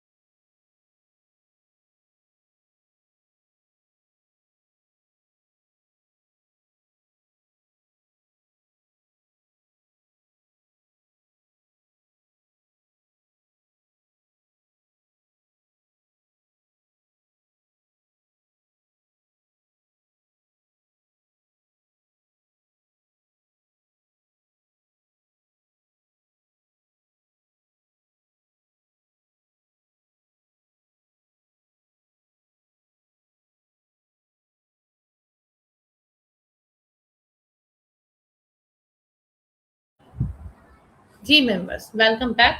अच्छा, हम लोग मैं आपको कह रही थी कि मैं आपको एक और चीज़ भी बताना चाह रही थी कि जैसे मैंने आपको एंजियोग्राफी बताई थी, उसमें मैंने आपको नाम दिया था स्टंट का। तो मैंने कहा था कि वो स्टंट आता है। अब वो इससे पहले कि मैंने कहा कि आपके दिमाग में ये सवाल हो, तो मैं आपको ऑलरेडी बहुत ही उसके अंदर वो बताना चाह रही थी। तो इसके अंदर मैंने आपको बताना था कि जैसे स्टंट डालते हैं, अब वो स्टंट क्या होता है? अब वो स्टंट क्या होता है? वो एक्चुअली क्या होता है कि आपका एक मेटल की ना मैश ट्यूब होती है। वो क्या होता है, आपकी जो कोरोनरी आर्टरी जो होती है ना, वो जो आपकी नैरो हो गई हैं, आपकी जैसे कोलेस्ट्रॉल की वजह से, वो जो मैंने आपको इमेज भी दिखाया है, जिसकी वजह से ब्लड फ्लो जो होता है वो बहुत दिक्कत से हो रहा होता है। तो जब एंजियोग्राफी करी, उसके अंदर पता चल गया कि आपके आर्टरीज ब्लॉक्ड है या नैरो है। तो डॉक्टर क्या करेगा? अब एंजियोग्राफी करेगा। एंजियोग्राफी के बाद एंजियोप्लास्टी करेगा। अब एंजियोप्लास्टी में क्या करेगा, जो वो ब्लॉक्ड आर्टरीज है ना, अब उसको खोलेगा कैसे? अब वो खोलने के लिए उसको स्टेंट डालना है, ठीक है, ताकि ब्लड फ्लो जो है ना वो रिस्टोर हो जाए और उसको ओपन हार्ट सर्जरी करनी ना पड़े। ठीक है। तो उसके अंदर पता है क्या करता है कि वो जो ये जो कैथेटर होता है ना, उसके अंदर बैलून सा बना होता है गुब्बारे, वो वो अंदर जा रहा होता है, कैमरा लगा हुआ होता है उसके अंदर। अब वो आपको गाइड कर रहा होता है कि कहाँ पर ब्लॉकेज है। फिर जहाँ पर ब्लॉकेज होती है ना, तो फिर क्या होता है कि वो जो प्लाक होता है ना, उसको कंप्रेस करता है। और फिर क्या होता है कि जो स्टंट होता है ना, जो उसके साथ होता है, उसको एक्सपेंड कर देता है। तो जब स्टैंड एक्सपेंड होता है ना, जैसे ही वो जो आर्टरी की वॉल्स में और प्लाक कंप्रेस होता है, तो फिर वो जो ब्लड फ्लो होता है ना, वो एकदम सेट हो जाता है, रिस्टोर हो जाता है। फिर बैलून जो होता है ना, वो दोबारा से वो डिफ्लेट हो जाता है, यानी वो पिचक जाता है। और उसके बाद वो स्टंट जो है वो उससे निकल गया, और वो क्या होगा, ब्लड फ्लो रिस्टोर हो गया। और फिर क्या होता है कि वो जो बैलून होता है ना, वो रिमूव हो जाता है, वो दोबारा से पीछे कर देते हैं। ये बगैर ओपन हार्ट सर्जरी के लिए स्टेंट डाल देते हैं। ठीक है। देखो चीज भी करते हैं हम। ये तो मैंने आपको डायग्नोसिस बताया। अब आपको मैंने कहा कि छोटी सी एक और चीज थी, मैंने आपको स्टंट भी बता दी, आपको कोरोनरी आर्टरी की दी। एक और चीज भी मुझे बतानी थी आपको कि बाईपास, इसके अंदर मैंने लिखा हुआ सर्जिकल प्रोसीजर में बाईपास ग्राफ्टिंग। अब बाईपास ग्राफ्टिंग जो होती है ना, इसके अंदर कोरोनरी आर्टरी जो होती है ना, इसको CABG क्यों लिखा है मैंने? इसके अंदर इसलिए लिखा है क्योंकि कोरोनरी आर्टरी बाईपास ग्राफ्टिंग कहलाती है। CABG, coronary artery bypass grafting, इसलिए बाईपास ग्राफ्टिंग कहते हैं। इसके अंदर क्या होता है कि हम जो कोरोनरी आर्टरीज जो होती है ना, जो सीवियरली तौर पे, उसको ट्रीट करने के लिए हमें क्या करता है, एक नया रास्ता निकालना होता है ब्लड फ्लो के लिए। ये तमाम आर्टरी सारी ब्लॉक हो गई, ठीक है ना, हेल्दी बेसिस में। तो हम क्या करते हैं कि जो लेग होती है ना, उसके जरिए वो आर्टरीज के ऊपर डायरेक्ट निकालते हैं। वो लेग से लेके और जो चेस्ट तक के ना, यानी पूरे आर्म तक, यानी यहाँ तक जो है ना, हम लोग क्या करते हैं, उसका डायरेक्ट ब्लड फ्लो कर देते हैं, क्योंकि बीच की आर्टरीज उसकी ब्लॉक्ड है, और ये सीवियरली ब्लॉक्ड है, यानी कोरोनरी आर्टरीज में इसके अंदर स्टंट नहीं डाल सकते। तो फिर क्या होगा कि उसके ऊपर हमें बाईपास सर्जरी करनी पड़ेगी। बाईपास के लिए क्या होता है, बाईपास करने यानी शॉर्ट रास्ता, यानी डायरेक्ट रास्ता कर दिया। अब वो डायरेक्ट रास्ते के अंदर क्या हुआ कि आपकी लेग से और चेस्ट तक के अंदर हमने वो जो आर्टरी है ना, उसका वहां से ब्लड फ्लो का खत्म करके वहां से डायरेक्ट कनेक्शन कर दिया। ठीक है। अच्छा, इसके अंदर हमें एनेस्थीसिया वगैरह दिए जाता है। इसके अंदर हम लोग क्या करते हैं कि जो आर्टरी जो बहुत ज़्यादा ब्लॉक्ड हो जाती है, जिसके अंदर हम लोग जो मैंने आपको बताया स्टंट नहीं डाल सकते, तो हम लोग इसके अंदर क्या करते हैं, सर्जन जो होता है वो 8 से 10 इंच की जो है इंसिशन करता है चेस्ट पे। और उसके बाद क्या होता है कि उसके ऊपर हम लोग क्या करते हैं कि हार्ट लंग मशीन को यूज़ किया जाता है, और फिर क्या करते हैं कि उसको डायरेक्ट कर देते हैं। इसके अंदर ग्राफ्टिंग करते हैं हम लोग। क्या करते हैं, इसके अंदर रिकवरी टाइम जो होता है ना, वो हॉस्पिटल के अंदर तो 3-4 दिन के लिए रखा जाता है, लेकिन 2 से 3 महीने के लिए उसके अंदर रिकवरी वगैरह कर रहे होते हैं। ठीक है। अच्छा, इसके अंदर पेशेंट्स को हम लोग सजेशन क्या देते हैं, अगर फॉर एग्जांपल जो कार्डियोलॉजिस्ट होते हैं, वो पेशेंट को जो है सर्जरी करने के बाद क्या सजेशन देते हैं, उनको कहते हैं कि आप जो है वो खाने से और पीने से, जो सर्जरी से पहले और सर्जरी के बाद जो है ना, उनको थोड़ा सा अवॉइड कराया जाता है। फिर उनको कुछ मेडिकेशंस वगैरह देते हैं, ताकि ये कि वो जो आगे के रिस्क होते हैं ना, यानी इन्फेक्शन हो सकता है, उनको हार्ट अटैक हो सकता है, यानी ब्लीडिंग हो सकती है, खुदा ना खास्ता स्ट्रोक हो सकता है, तो उसको अवॉइड करने के लिए ये सारी चीज़ों को केयर करी जाती है, उनको मेडिकेशंस वगैरह भी दी जाती है। और फिर उसके बाद हार्ट को हेल्दी डाइट के लिए भी फॉलो करने के लिए कहते हैं। स्मोकिंग अगर करता है उसको अवॉइड करने के लिए कहते हैं, अल्कोहल कोई लेता है उसको अवॉइड करने का कहते हैं, उसको रेगुलर एक्सरसाइज भी बताई जाती है। मेडिकेशन की मैनेजमेंट भी बहुत इंपॉर्टेंट होती है ताकि हम जो फ्यूचर रिस्क है ना उससे अवॉइड करा जा सके। ठीक है। अच्छा, उसके बाद मैंने आपसे एक और बात भी कहनी थी, वो भी आपको बता देती हूँ कि जैसे फॉर एग्जाम्पल मैंने यहाँ पर लिखा हुआ है कि मेडिकेशंस का हम लोग कोरोनरी आर्टरी डिजीज के लिए 3 चीज़ें करते हैं। एक तो क्या करते हैं, हमने हेल्दी डाइट का इस्तेमाल करा, एक्सरसाइज करी, क्वाइट स्मोकिंग को क्वाइट कर दिया, अल्कोहल को भी अवॉइड करना होता है। ठीक है। मेडिकेशंस में हमने क्या करा, कोलेस्ट्रॉल लोअरिंग मेडिकेशंस का अवॉइड करें। ऑब्वियसली बात है, आपको मैं पहले बता चुकी हूँ कि अगर कोलेस्ट्रॉल हो जाएगा तो आपको हमें स्टैटिन सुधरने पड़ेंगे, उसके साथ डाइट को भी फॉलो करना पड़ेगा। ये हो गया। एक तो एंटी प्लेटलेट्स एजेंट्स देते हैं। अब इसके अंदर क्या होता है, जैसे इसके अंदर क्लोपिड्रोल वाली जो होती है ना, वो वाली मेडिसिन वगैरह जो देते हैं, इनहिबिटर्स, एंटी प्लेटलेट्स इनहिबिटर्स वगैरह दिए जाते हैं। अब इसके अंदर क्या करते हैं हम लोग, पता है ये क्यों देते हैं? ये इस क्या होता है, आपकी जो क्लॉटिंग होना शुरू हो जाती है ना, तो ये एंटी प्लेटलेट एजेंट वो वाला काम कर रहे होते हैं, उनको देना इसलिए ज़रूरी होता है। ठीक है। अच्छा, इसके बाद क्या होता है कि हम लोग एक और चीज़ भी देते हैं, जैसे फॉर एग्जांपल हमें कोलेस्ट्रॉल को लोअरिंग करने के लिए हमें स्टैटिन्स दे दी। फिर उसके बाद हम लोग क्या करते हैं, एक और भी चीज़ दे रहे होते हैं कि ब्लड प्रेशर की जो मेडिकेशन हम लोग देते हैं कोरोनरी आर्टरीज के लिए, हम लोग क्या करते हैं इसके अंदर बीटा ब्लॉकर्स देते हैं। सबसे पहले जो फर्स्ट लाइन पे हम लोग क्या होते हैं, ये जो मैंने ब्लड प्रेशर की मेडिकेशन सीखी हुई है इसके अंदर मैंने फर्स्ट लाइन के अंदर बता रही हूँ कि आपको हमें बीटा ब्लॉकर्स देने पड़ते हैं। क्यों? ताकि ब्लड प्रेशर आपका रिड्यूस हो। ठीक है ना, ताकि हार्ट के ऊपर दिक्कत ना हो। जैसे हम लोग क्या करते हैं, मेटोप्रोलोल वगैरह, बेस्ट डिस्पोप्रोलोल वगैरह जो है ना वाली मेडिसिन हम लोग देते हैं। ठीक है। अच्छा, इसके बाद हम लोग जो है ब्लड प्रेशर के लिए एसी इनहिबिटर भी दे सकते हैं। ठीक है। इसके लिए वो भी क्या करेगा, ब्लड प्रेशर को रिड्यूस करेगा ताकि आपके हार्ट का वर्कलोड जो है ना वो भी कम हो जाए। जैसे इसके अंदर लिसिनोप्रेल आ जाएगी, एनालिप्रेल आ जाएगी, वाली मेडिसिन हम लोग दे सकते हैं।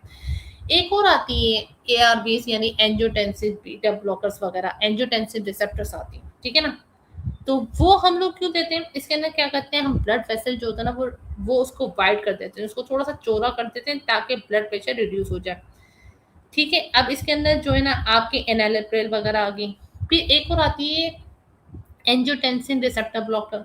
उसके अंदर क्या होता है कि अगर फॉर एग्जाम्पल जो मैंने आपसे एनालिप्रिल की बात करी, लिसनोप्रिल की बात करी, ये उसको ब्लड बॉडी जो है ना टॉलरेट नहीं कर पा रही, तो अगर बॉडी टॉलरेट नहीं कर पा रही तो हम उसकी जगह क्या करेंगे, हम उसको एंजियोटेंसिन रिसेप्टर ब्लॉकर देंगे ताकि वो ब्लड वेसल को रिलैक्स कर दे और आपका ब्लड प्रेशर रिड्यूस हो जाए। फिर एक और भी हम लोग कह सकते हैं कि जो ब्लड वेसल को प्रिवेंट कर सकती है वो कौन सी हो सकती है, यानी आपके जो ब्लड वेसल जो नैरो हो गए हैं उनको प्रिवेंट करने के लिए, जैसे फॉर एग्जांपल हमें एंजाइना को मैनेज करना है तो उसके लिए हम कौन कौन से दे सकते हैं, हम उसके लिए कैल्शियम चैनल ब्लॉकर भी दे सकते हैं ताकि उसके अंदर क्या होता है, और डाइजोक्सिन भी जो मैंने आपको बताई थी वो वाली चीज़ें भी दे सकते हैं, तो वो आपको रिड्यूस करेगी और उसके बाद कॉरोनरी आर्टरी डिजीज जो होती है ना वो आपकी मैनेज हो सकती है। ये वाली मेडिसिन मैंने आपको बताने का मकसद ये था। अच्छा, इसके अंदर क्या होता है कि डायूरेटिक्स भी देते हैं हम लोग, जैसे फॉर एग्जांपल आपको फ्यूरोसिमेड वगैरह को भी दिया जाता है, हम लोग एंडोस्ट्रॉन को भी देते हैं। इसके अंदर क्या होता है कि वो आपका जो वॉल्यूम होता है ना उसको, फ्लूइड वॉल्यूम उसको रिड्यूस करने के लिए देते हैं। अच्छा, इसको जब देते हैं ना डायूरेटिक्स वगैरह को, इसके अंदर आपका जो यूरिन होता है ना वो ज़्यादा, जैसे ये कि ज़्यादा पास कर रहा होता है, जैसे फॉर एग्जाम्पल किसी का ब्लड प्रेशर बहुत हाई है तो उसके लिए डायूरेटिक्स वगैरह को जब दिया जाता है तो उसके अंदर क्या होता है कि उसका जैसे जैसे उसका ब्लड प्रेशर लोअर पे आएगा ना तो उसको यूरिन पास बार बार होगा, तो डेट मीन्स उसका ब्लड प्रेशर लोअर पे आ रहा है, डेट मीन्स के मेडिसिन वर्क कर रही है। तो उसके अंदर पेशेंट्स को हमें पहले बताना होता है कि आपको परेशान होने की ज़रूरत नहीं है, कि अगर फॉर एग्जाम्पल अगर आप ये वाली मेडिकेशन ले रहे हैं तो उसकी वजह से आपका ये होगा, यूरिन आपको बार बार आएगा, वो थोड़ा सा देर के लिए होता है, फिर उसके बाद ब्लड प्रेशर नॉर्मल पे आ जाता है। लेकिन मैं बीइंग अ डॉक्टर मैं आपको एक बात ज़रूर कहूँगी कि ये सारी चीज़ों को बताने का पर्पस मेरा क्या था। आपने ये देखा होगा कि मैंने आपको जो सारी चीज़ें बताई हैं इसके अंदर एक दूसरे के साथ कनेक्टेड कर रही हैं, और उसके बाद ये कि अगर आप इस चीज़ को पहले से मॉनिटर कर देंगे तो आप फर्दर कॉम्प्लिकेशन से बच सकते हैं। जो हार्ट फेलियर की मैंने आपको बात बताई थी वो यहाँ पर एग्जैक्टली लिखी हुई है। इसके अंदर फ्लूइड बिल्डअप हो जाते हैं, हार्ट को दिक्कत होती है, लंग्स के अंदर फ्लूइड बिल्डअप कर गए। और अच्छा एक और बात, हार्ट जब फेल होता है ना, जो इसके अंदर मैंने लंग्स के अंदर लिखा हुआ फ्लूइड्स का, इसके ऊपर मुझे एक और बात भी ये भी बतानी है कि इसके अंदर क्या होता है कि जैसे आपका हार्ट फेल होगा तो लंग्स में पानी भरना शुरू हो जाए, क्योंकि लंग्स भी काम करना छोड़ देते हैं। एक दूसरे के साथ चीजें कनेक्टेड करी हुई है ना, तो लंग्स के लिए हमें फिर लेसेस का इस्तेमाल करना पड़ता है जब पानी भरना शुरू हो जाता है। ठीक है, तो इसके लिए आपकी हेल्दी लाइफ स्टाइल, आपकी एक्सरसाइज, स्ट्रेस को मैनेज करना, सारी चीजें एक दूसरे के साथ कनेक्टेड करती हैं। ठीक है, फिर एक और बात करनी थी मुझे कि अगर फॉर एग्जाम्पल कि मैंने आपसे ये लास्ट बात है हमारी कि इसके ऊपर अगर मैंने आपसे बात बता रही कि हार्ट फेलियर के इसके मैंने स्टेजेस लिखे हुए हैं। अब मैंने आपको हार्ट फेलियर तो बता दिया कि वो ऐसे होता है। अब इसके ना हार्ट फेल के अंदर भी स्टेजेस होते हैं। अब इसके अंदर 4 स्टेजेस हैं। अब इसके अंदर क्या होता है, पहला स्टेज क्या होता है, वो स्टेज ए कहलाता है। ठीक है ना, उसके अंदर क्या होता है कि आपके अंदर हाई रिस्क डेवलप हो जाता है। ठीक है, यानी आपकी हाइपरटेंशन है, किसी को डायबिटीज है, ओबेसिटी है, फैमिली हिस्ट्री है, उसके अंदर को स्ट्रक्चरली तौर पे हार्ट के ऊपर इफेक्ट नहीं आया लेकिन रिस्क बहुत ज्यादा हो गया, तो वो स्टेज ए कहलाती है, यानी एट रिस्क, यानी आपके हार्ट फेल के चांसेस ज्यादा है, तो यानी आप स्टेज ए पे हैं। ठीक है, एक होती स्टेज बी जो कि हार्ट फेलियर से पहले होती है। उसके अंदर क्या होता है कि आपकी हार्ट डिजीज की स्ट्रक्चरल हार्ट डिजीज जो होती है ना वो प्रेजेंट होती है, यानी फॉर एग्जाम्पल आपकी फ्रिक्शन जो होती है ना मसल की, वो रिड्यूस होना शुरू हो जाती है, लेकिन आपको कुछ सिम्टम्स नजर नहीं आ रहे, लेकिन आपकी फ्रिक्शन मसल्स की रिड्यूस होना शुरू हो गई। ठीक है, तो इसका मतलब है आप हार्ट फेल से दूसरी वाली स्टेज पे आ गए हैं, कौन सी, प्री हार्ट फेलियर। तीसरी स्टेज कहलाती है स्टेज सी, यानी कि आपके heart disease, structural heart disease जो है ना, उसके अंदर क्या हो गया कि आपके पास के या करंट सिम्टम उसके अंदर नजर आना शुरू हो जाएंगे। सिम्टम्स कौन से आ रहे हैं, सांस लेने में दुश्वारी हो रही, थकान होना शुरू हो रही है, टांगे जो है ना वो स्वेल करना शुरू हो करेगी, ये वाली चीज यानी सिम्टोमेटिक आ गया, सिम्टम्स आ गए ना सिम्टोमेटिक, दैट्स मीन कि अब आपका हार्ट फेलियर की तरफ जा रहा है, ये स्टेज सी कहलाती है। चौथी है स्टेज डी, जिसको हम एडवांस हार्ट फेलियर करते हैं, ये डिजीज का आखिरी स्टेज है। इसके अंदर क्या होता है, हमें ट्रीटमेंट देने पड़ते हैं, हमें जो डिवाइसेस होती हैं ट्रांसप्लांट करना पड़ता है, ये सारी चीज़ें जो मैंने आपको पूरी जो सर्जरी के लिए बताई थी वो सारी चीज़ों को करना पड़ता है, और ये वाली स्टेज जो होती है ना वो फाइनल होती है। ठीक है, ये चौथी स्टेज कहलाती है। ये चारों स्टेज मैंने आपसे डिस्कस कर ली, यानी इसका मतलब ये है कि अगर मैंने आपसे जो रिस्क के ऊपर बात करी, फॉर एग्जाम्पल खुदा ना खासा फैमिली हिस्ट्री का मसला है और उसके चांसेस जो है ना वो प्रोन हो गए, तो अगर वो उसको कंट्रोल करके रखेगा, ये है इस वर्कशॉप की मेन थीम, कि अगर वो कंट्रोल कर लेगा एट रिस्क के ऊपर है, तो फिर ये नीचे वाली जितनी स्टेजेस आ रही है उससे बच सकता है ना वो। तो अगर आप लोगों को, अगर आप एज अ स्टूडेंट जो है आपके पास की नॉलेज है, तो आप जो है इस चीज के जरिए अपनी आगे जितनी भी हैं, आपकी जितनी भी नोन होंगे, अपने दोस्तों में, अपनी फैमिली में जितनी भी आपके लव वंस वगैरह होंगे, सबके अंदर अगर आप ये चीज की अवेयरनेस स्प्रेड करेंगे और आप इस चीज पे अमल करेंगे, तो आप आगे के रिस्क से बच सकते हैं। That is the purpose of our workshop. ठीक है, अब इसके अंदर हार्ट फेलियर अगर होता है, फॉर एग्जाम्पल हार्ट फेलियर होता है, इसके अंदर मैंने आपको पहले बता दिया, इसके अंदर चेस्ट पेन होता है, सांस लेने में दुश्वारी होती है, चक्कर आते हैं, टांगे स्वेल करना शुरू हो जाती है, आपका वेट जो है ना एकदम बढ़ना शुरू हो जाएगा। ठीक है, ये चीजें की सिम्टम्स आना शुरू हो जाएंगे। हमें क्या करना पड़ता है इसके लिए, मैं आपसे पहले ही शेयर कर चुकी हूँ कि आपको रिहेबिलिटेशन हमें ज़रूरत होती है, हमें उसको एक्सरसाइज के लिए सुपरवाइज, यानी मॉडरेट तौर पे एक्सरसाइज करनी, ज़्यादा उसको अपने आप को दिक्कत नहीं देनी। जैसे लाइक मैं आपको ये बताती हूँ, जैसे ब्रिस्क वॉक वगैरह बताते हैं उसको कि आहिस्ता आहिस्ता वो करना शुरू कर दे, उसको लाइफ स्टाइल की काउंसलिंग देना शुरू होती है, जैसे मैंने आपको अभी आपको दी, आपको डाइट के बारे में बताया, आपको एक्सरसाइज के बारे में बताया, स्ट्रेस को मैनेज करने के लिए बताया। ठीक है, और उसके साथ हमें उसको साइकोलॉजिकली तौर पे सपोर्ट देनी होती है। फॉर एग्जाम्पल किसी के पास अगर स्ट्रेस हो गया है, तो स्ट्रेस को मैनेज करने के लिए हमें उसको थेरेपी बतानी पड़ेगी, हम उसको बोलेंगे आप योगा वगैरह करें, मेडिटेशन वगैरह करें, आप मॉर्निंग वॉक पे जाएं, तो सबसे पहले उठें, लॉन पे जाएं, पार्क में जाएं, तो आप मॉर्निंग वॉक कर रहे होंगे तो आपकी हेल्थ पे अच्छा इफेक्ट पड़े। ठीक है, साइकोलॉजिकल सपोर्ट देना भी ज़रूरी होती है। तो ये सारी चीज़ें मिलके उसके हार्ट को जो है कॉम्प्लिकेशन से प्रिवेंट कर सकती हैं। ठीक है, आखिरी चीज़ जो मुझे बोलनी थी इस सारी वर्कशॉप के बाद, वो आपको ये बोलनी थी, अगर किसी का हार्ट हेल्दी है तो उसकी लाइफ हेल्दी है। ठीक है, ये चीज़ दिमाग में रखनी है कि healthy diet, morning walk, stress को रिड्यूस करना, अल्कोहल को अवॉइड करना, सिगरेट को अवॉइड करना, स्मोकिंग को अवॉइड करना, स्लीप को बेटर करना, फैट को कट डाउन करने से आप अपने हार्ट को हेल्दी रख सकते हैं। और अगर आपने हार्ट को हेल्दी रखा, आपकी लाइफ हेल्दी होगी।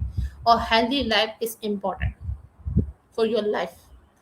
अच्छा, दूसरी चीज़ एक और चीज़ बोलनी है कि प्रिवेंशन से की डेफिनेटली बात है, अगर आप प्रिवेंशन करेंगे तो आगे के फर्दर कॉम्प्लिकेशन से आप अवॉइड कर सकते हैं। आपका लाइफ स्टाइल बहुत मैटर करता है। ये चीज़ें नो डाउट बहुत अच्छी लगती हैं कि आप जंक फूड खा लें, आप फैटी फूड्स का इस्तेमाल करें, शुगरी आइटम का इस्तेमाल करें, देखिए इस चीज़ की कॉन्सिक्वेंसेस बहुत बैड होते हैं। इसी वजह से हम आप इस चीज़ को डिस्कस कर रहे हैं। दूसरी बात, एक और इस पूरी वर्कशॉप के अंदर जो 2 डेज़ की वर्कशॉप करी, इसके अंदर एक और चीज़ भी आपको बतानी थी कि अगर आपने पहले से डिटेक्शन कर ली, किसी को खुदा ना खास्ते के सिम्पटम्स बिल्डअप कर गए, जो आपको मैंने अवेयर करा है छोटी-छोटी चीज़ों के ज़रिए, तो आप ज़िंदगी लोगों की बचा सकते हैं। खुद अपनी ज़िंदगी के ऊपर भी सेव कर सकते हैं, आगे जितने भी लोग होंगे उनकी लाइफ को भी सेव कर सकते हैं। ये बहुत ही इम्पोर्टेंट चीज़ है। ठीक है, अब उसके बाद अगर आपका कोई और भी क्वेश्चन है, you are most welcome to drop down your question here. Any questions?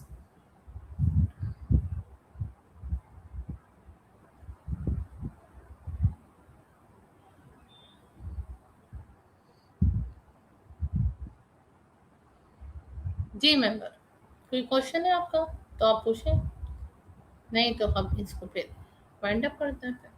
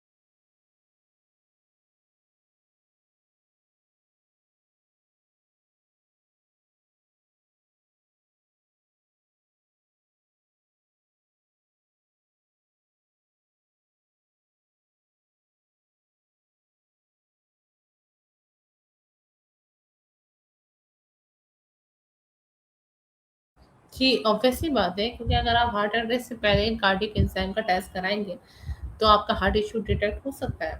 आपका ट्रोपोनिन और मैंने आपको जो बताया था कार्डियक एंजाइम का, उसके ज़रिए आपको पता चल जाएगा कि आपके अंदर हार्ट के अंदर डैमेज आ रहा है या नहीं आ रहा। और उसके बाद आप फर्दर टेस्ट कराए जाएँगे उसके लिए।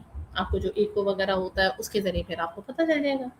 आप इस सबसे पहले ब्लड टेस्ट कराएँगे ना, तो ब्लड टेस्ट के अंदर आप ट्रोपोनिन को कराएँगे। ट्रोपोनिन हमारा पहला जो है वो बायोमार्कर का टेस्ट है, उसके साथ कार्डियक एंजाइम का टेस्ट कराएँगे, तो पता चल जाएगा आपको। आप बच सकते हैं डेफ़िनिटली। Any other question? हाँ, कार्डियक एंजाइम के अंदर चेंज आएगा ना, अगर फॉर एग्ज़ाम्पल अगर आप ये बात पूछ रहे हैं, तो मैं आपको ये एक और चीज़ भी बताऊँ कि अगर जैसे किसी के हार्ट के अंदर इश्यू आ रहा है, तो कार्डियक एंजाइम के अंदर भी डेफ़िनेटली बात है, वो आपको इफ़ेक्ट नज़र आएगा। तो ये पहले डिटेक्ट हो जाएगा। अच्छी बात है अगर जो है आप लोग पहले से ब्लड टेस्ट वगैरह कराएँ, तो उससे पता चल जाएगा और आप उसको प्रिवेंट कर सकते हैं। Any other question?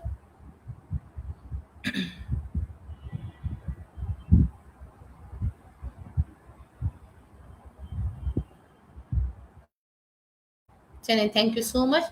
और आई होप कि आप लोगों ने इस वर्कशॉप से जो है गेन किया होगा। आपकी कोई भी क्वेरी आप पूछ सकते हैं, और ये कि मैं चाहूँगी कि आप लोग अपनी ये वाली नॉलेज जो आपको दी है, वो आप इसको स्प्रेड करें और लोगों की लाइफ़्स को भी बचाएँ और अपनी लाइफ़ को भी। Thank you so much. Thank you so much.